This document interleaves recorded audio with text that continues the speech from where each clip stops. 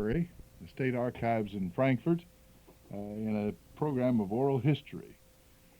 Uh, this is being sponsored and paid for by WCBL Radio. WCBL, of course, is owned by Shelby McCallum, and he's making this as a contribution to the Marshall County Library, as well as to Murray State and the regular program of the Archives in Frankfort.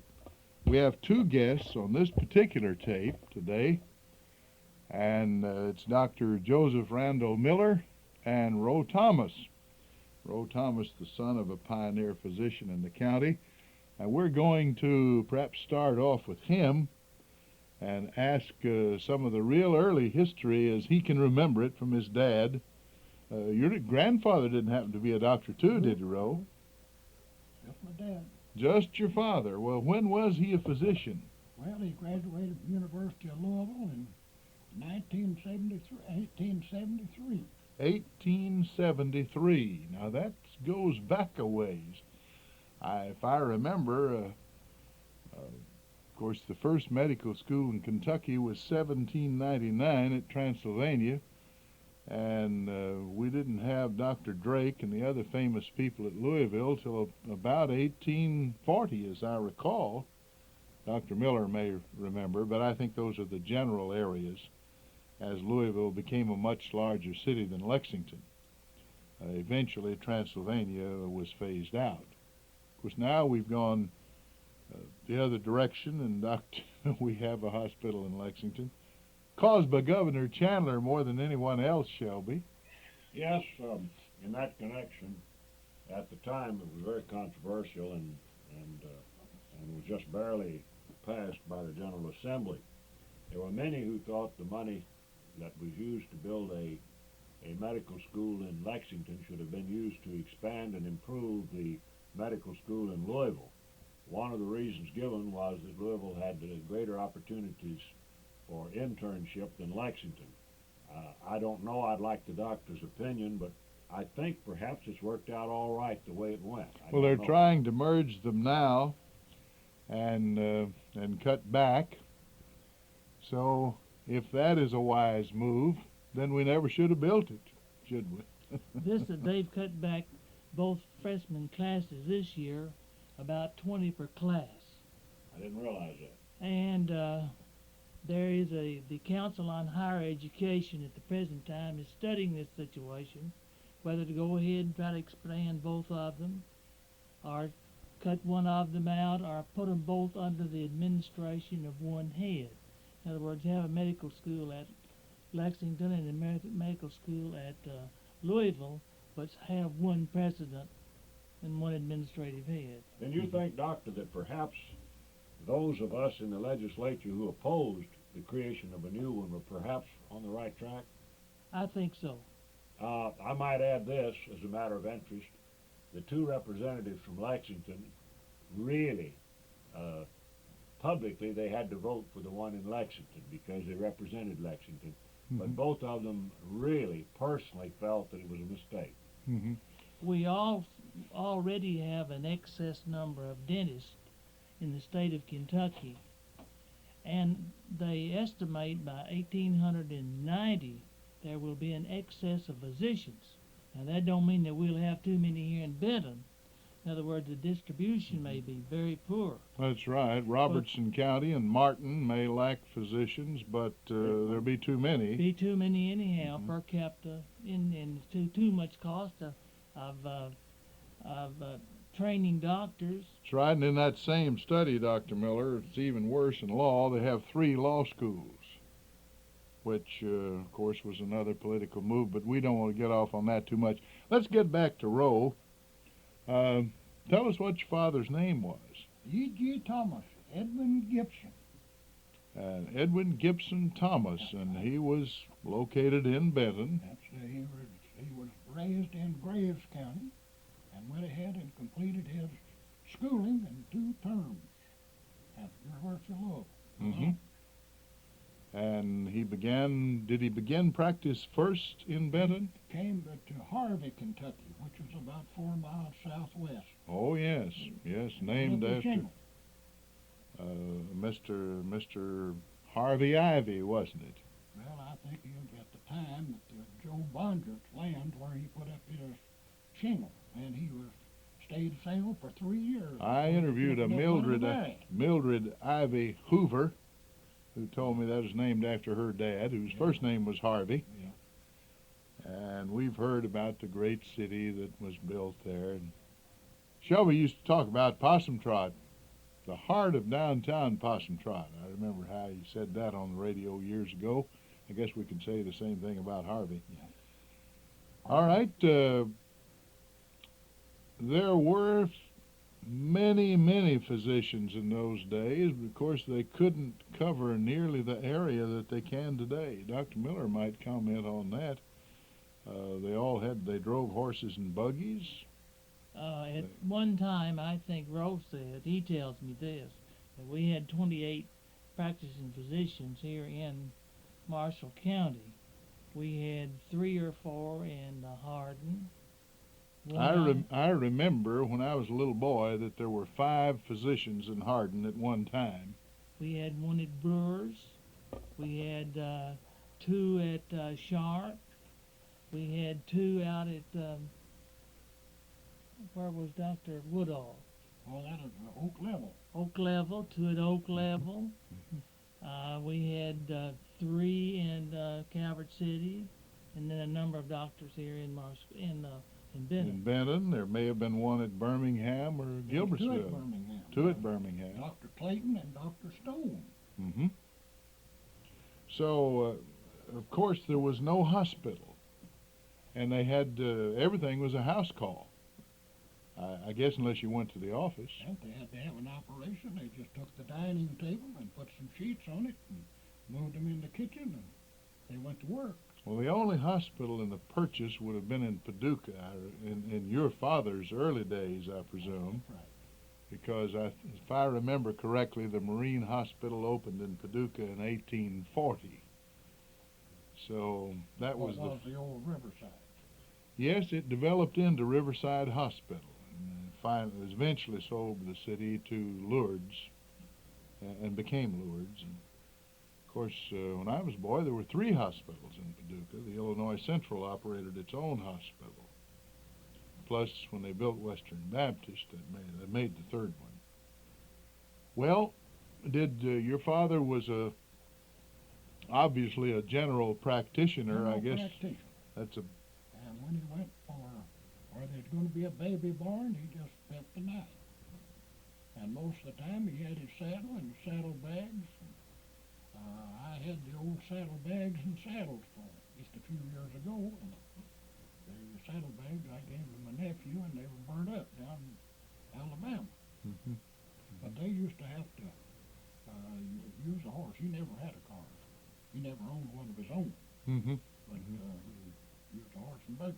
How long did your father live? He died in 82.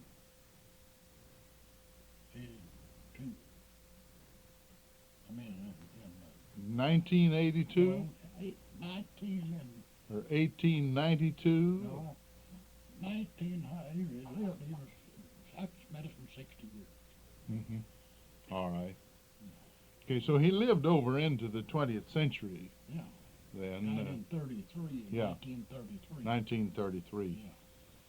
But we still, of course, didn't have a hospital in Benton at that time, and I guess that was March the 4th, 1964. Shelby can tell us about that, about the tornado that came through Hardin and killed 3 people. And There was an incident that is right interesting there that I think Dr. Miller played a part in. We had a gentleman, I've forgotten his name, but he was a bureaucrat. He was a nice man, and he was in the health department in charge of licensing of hospitals. And they called him, and he said they could not open the hospital until it was inspected. So they called me. At that time, I was Speaker of the House, and the House was in session, and I was presiding, and my children and wife were living here, and I was, of course, quite disturbed when I heard about it. And I immediately put the Assistant Speaker and the Speaker Pro Tem in the chair, and I ran down to the governor's office. And he said, "My God, I'm surprised they'd even ask about opening a hospital." And he got on the phone real quick and told them to get going and do what they could with it. That's an interesting There's side. a little incident along with that. We opened the hospital, and we could do everything except the electricity was off. So our portable generator cut on. Everything worked fine except we couldn't x-ray because they hadn't calculated the voltage of the generator enough to pull the x-ray machine. So actually we didn't do too much after all. Yeah. I remember, Ray, the dedication of the hospital. I had the honor of being asked to offer a dedicatory address, and it was a bitter, cold day, and that was the shortest speech, I guess, in history. I think I remember that I just said that a town is known by its schools, by its churches, and by its hospitals, and we now have a hospital. Best speech you ever made in your life, Shelby. Okay. Well, let's get over to Dr. Miller. You came here from Hazel. Kentucky. Now, your father was a physician there, was That's he not? right. And did you grow up wanting to be a doctor? No, I didn't grow up planning to be a doctor. I meant to be an aeronautical engineer. That was my... Well, Ray, I must say, don't neglect that his son is a very distinguished doctor, too. Oh, well, we'll get around to that, hopefully, after a while. So you really didn't then No. just dream from your boyhood days, as some Things people that- apparently do. You were graduated from Murray State, and you 1933. class of 33, and you began teaching, did you Taught not? 2 years. Hmm. I've heard several speak of your days as a public school teacher. What changed your mind about? Well, school teaching wasn't too lucrative profession at that time. I doubt that it is today, lucrative at least. Yeah. but- I guess money changed my mind. We just well to be frank about it. Yeah. Might as well be honest. That's So right. then you entered medical school at the University of Louisville, Yes. and that was what year? I graduated in 40. No, 38. Graduated in the class of 38. So No, you graduated in class of 42. you started in 38. That's right. That was about the time John Katermas That's right. started. We were classmates. Mm-hmm. Very good. Two of my finest friends, I think. Now you were in service as John was, Yes. and were you in the Army? I was in the Army. Did 3 you years. Did you serve? 2 years in combat service overseas. Was this Europe or Asia? In Europe. In Europe. In fact, Steve, my son, was 18 months old when I first saw him. Mm-hmm. And I came home. He says, "Hi, Dad." And he has made a physician Yes. and done exceedingly well. I believe he went to Johns Hopkins, if Yes. I'm remembering That's right. correctly, and he's now practicing in Memphis. Yes, and, teaching at University of Tennessee Medical School. University of Tennessee, and of course he has a private practice Yes. as well. From my studies of medical education, you almost have to allow that. And in fact, there are those who argue that even if you could afford to pay a salary that would attract people, it would still be better if they practiced. And I think I agree with that particular kind of argument, because you can't just get rusty and learn all there is to know about medicine in, let's say, ending in 1942 and never learn any more. That's right. If you did so, you would, and what better way, of course, than to keep practicing medicine. Well, what led you to come to Benton? Was that immediately following your discharge? It was immediately following my discharge, but I had been a battalion surgeon in a medical detachment, and I had seen the doctors who were specialists sitting back in base hospitals, and I decided that I wanted to be a specialist. So while waiting for a call to come to John Gaston's hospital to begin a residency program, Hatler Morgan called me and asked me if I'd be interested in coming down to Benton to practice medicine with Dr. Caulfield. I remember Dr. Caulfield. I don't remember the first time I ever saw him because he delivered me. And, of course, naturally, I don't remember that. But he practiced in Hardin prior to World War II. And I'm not sure what year he moved to Benton. But It was during the war, I think. I well remember his office. In fact, his office building is still there, now being used as a residence. So I remember Dr. was it F.C. Caulfield. Caulfield. So you decided that you would accept? I came down and worked the first day, and I think I saw 30 patients that day. And by the time that Dr. Kennedy at that time had a stroke, and Dr. Caulfield was the only doctor under 80 years of age in Marshall County. So I decided that I'd stay on with him and told him that I would continue to practice with him. Well, that was a tremendous load for one person at his age, and of course, I believe that at one time you were the sole physician for a brief period, was it? No, well, yes. After I came, of course, he almost immediately retired, and until from January till September, I was the lone active physician in Marshall County. In September of that year, Dr. McLean, George C. McLean, who had been in the Army, got out of the Army and came to Benton and decided that he would stay here with us. So you and he then shortly were the only physicians? That's right. For a good long while, I suppose. For a period of about till 53. And Dr. Harold King came to the community in 1953. Right. Can you remember some of the more interesting or amusing incidents that may have occurred? I know you must have had some funny ones with my wife's grandmother, Nettie Landon. Well, I did. Miss Nettie, she was one of my best patients, and I think I was quite a good friend of hers. Well, she, idolized you, of course. I think I've had 3 incidents that I can recall and real quick. One of them regards obstetrics. One cold night in a month or 2 after coming here, I was called to deliver a baby out in the country. Says you can't get there, but says we'll meet you at this person's house. So when I drove up there, I saw a mule in a ground slide. Well. So they took me in, a mule in the ground slide, had the chair on the ground slide for me, all with a good lap robe on it, took me in, we delivered the baby, and brought back the next morning. I saw why I went with the brown side, because we could hardly get out with 2 mules to a wagon. That's the way we came out the next morning. Yes.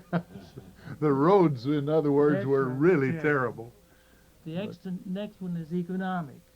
We usually always tried to line up our calls in a row, so we'd keep them backtracking.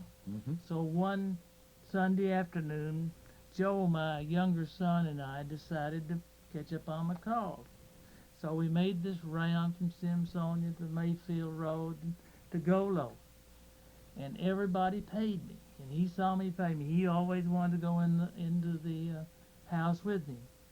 Finally, I had to see a patient who had been a patient, or who was a patient of Dr. Stark that he couldn't see. So I went in. They asked me how much I owed them, and I told them $10. I'd give them a shot of penicillin and made the trip and everything. And I saw the Dr. Starks, of course, like my father, probably charged him $2 to go over there. And I saw that time he sort of burned up when I told him $10. But to make it worse, Joe had seen me collecting all this money for these calls. He ran back and says, "Dad, we're really cleaning up today, aren't we?" That is hilarious. Doctor, in that connection, as a human interest angle, I've heard Dr. Faust, who late Dr. Faust, Yes. with whom I roomed when I first came here. He said oftentimes you took something, it may have been before your time, other than money. You take Oh, yeah, chicken. chickens and Uh-huh. eggs. Did you ever have that experience? I've never had that, but I remember during the 30s when I was in college, Your father maybe my did. father, we had the best eating that year. In other words, I remember we had two cars, having to move one of the cars out of the garage to put an old cow in. Well, we've just alluded to the fact that you were married. Would you tell us whom you married? Married Juanita Kroll from Powell County. That's up in And eastern. Powell County, and you probably met her when you were in Met her while I was in medical school. And you have, I've heard you refer to two sons. Two sons is all. And Steve is the physician, and Joe? But he is an employee he's director of manpower services in the Department of Health. Very good, and lives in what, Frankfurt? In the state's capital. Very good. I want to clear that up.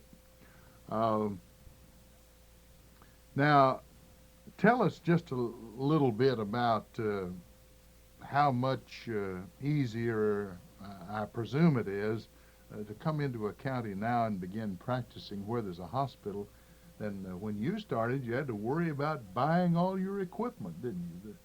Yeah. Of course, you still have to buy some, You still I'm have sure. to buy it, but you had your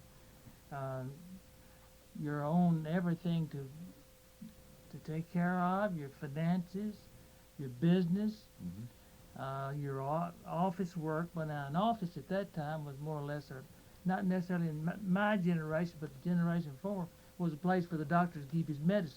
Mm-hmm. Most of his work is done into the house calls. And I did an awful lot of house calls. But it was very, very much more difficult. Yeah.